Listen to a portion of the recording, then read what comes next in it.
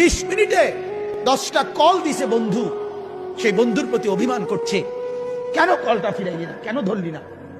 আমার মালিক যদি বলে শনিবার থেকে আজকের বৃহস্পতিবার পর্যন্ত এত বড় মাইক দিয়া শুধু এক মসজিদে না, চতুর্দিক থেকে একসাথে আমি আমার আজানের আওয়াজ শুনাইছি, বান্দা কেন আমি একটা সেজদা পেলাম না।